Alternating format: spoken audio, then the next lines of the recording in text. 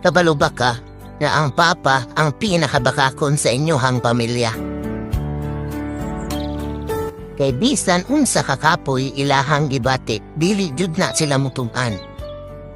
Naay mga papa nga mag-uuma, construction workers o uban pa. Nabisan unsa kainit sa adlaw, ilahang inaantos para lang sa ilahang pamilya.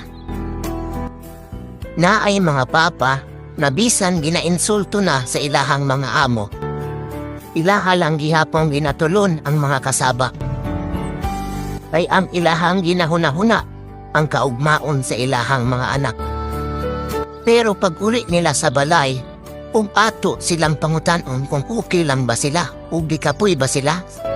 Muimon na sila nga, okay lang kunak. Padayon ang pagpaningkamot sa pag-eskwela.